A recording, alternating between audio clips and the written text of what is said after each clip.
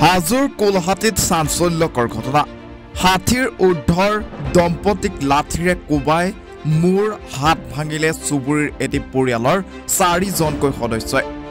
গুৰুতৰভাৱে আহত হোৱা দম্পতী পৰিয়ালটো সম্প্ৰতি চিকিৎসাধীন অৱস্থাত। কোলহাটী পশ্চিমটোল গাঁৱৰ হৰেণ দাস আৰু ৰেৱতী দাসৰ লগত সংঘটিত হৈছে এই ঘটনা।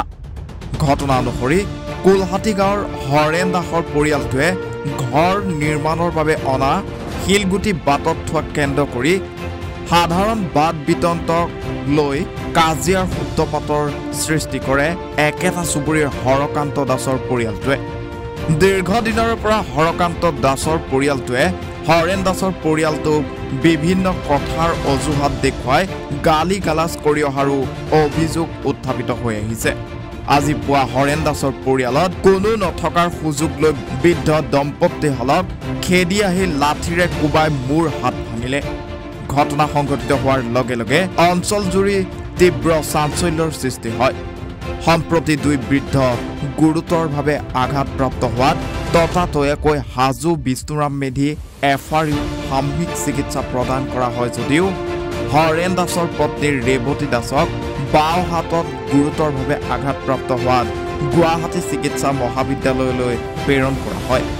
আনহাতে ঘটনা সন্দৰ্ভত হৰেণ দাসৰ পৰিয়ালটোৱে 4জনকৈ অভিযুক্তৰ ওপৰত হাজো আৰক্ষী থানাত দাখিল কৰিছে এখন এজাহাৰ।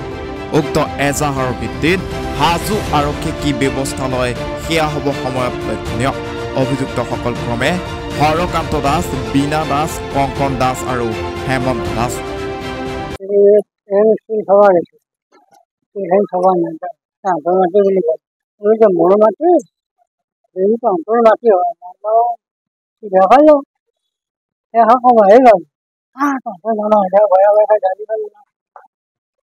বস্তা থৈছিল ঠিক বস্তাতে সবাই নাপাওঁ এইটোত নাই আকৌ গালি গালি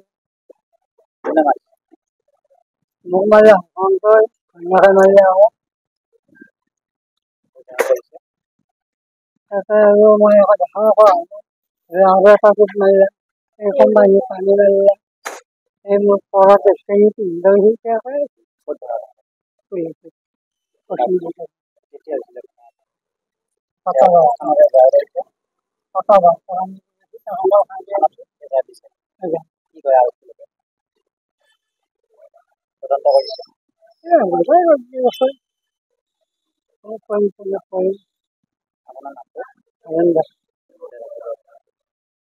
ৰাতিপুৱা মই শিল ভৰাব আহিলোঁ, ৰাস্তাটো হ'ব বুলি কৈছে।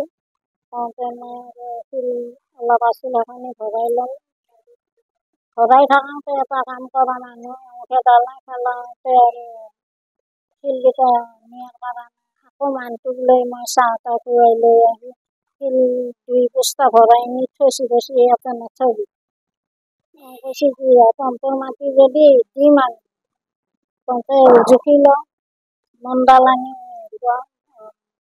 পাৰ যদি দিম। এনেকৈ গোৱাৰ লগে লগে নেক্সট 2 বস্তা আনাৰ লগে লগে মোক মাৰি দি একদম মুখ চুখ ৰঙা হৈ যায়। কটা বাঁহৰ গুৰে মাছে ঢাকনডাল আনি থোৱা গৈছে।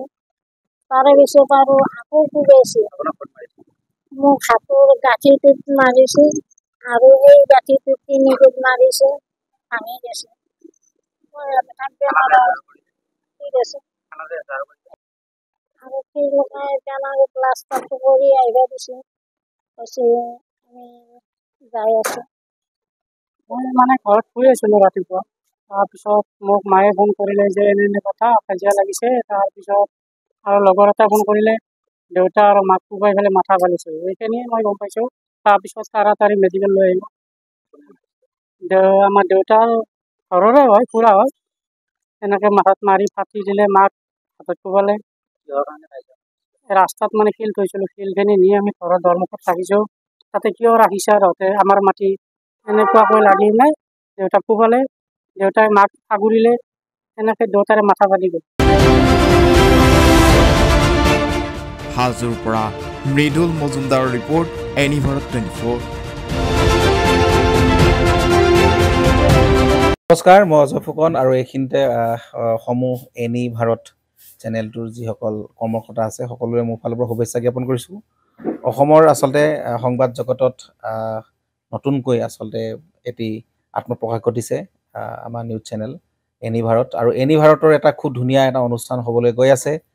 সকলোৱে জানে আমাৰ সকলোৰে মৰমৰ হাৰ্টথ্ৰব জুবিন গাৰ্গৰ গানে কি আনে, আচলতে জুবিনদাৰ সেই গীতৰ আধাৰত আমাৰ হিৰুদাই লিখা সেই গীতটি গানে কি আনে, এই গানে কি আনে নামৰ এটি তেওঁলোকে সাংগীতিক ৰিয়েলিটি শ্ব' কৰিবলৈ গৈ আছে।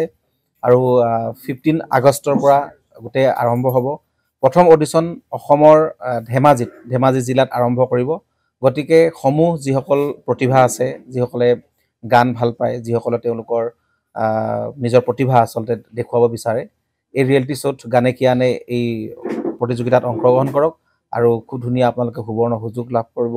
লগতে ইয়াতে পুৰস্কাৰ আছেই, বিভিন্ন ধৰণৰ উপহাৰো আপোনালোকে লাভ কৰিব, আৰু লগতে এগৰাকী প্ৰতিষ্ঠিত আচলতে এগৰাকী শিল্পী হিচাপে অসমৰ সাংস্কৃতিক জগতত আপোনালোক প্ৰতিষ্ঠা লাভ কৰিব।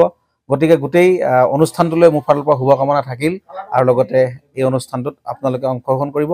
আমিও আছোঁ আৰু সকলোকে আমি লগ পাম। ধন্যবাদ।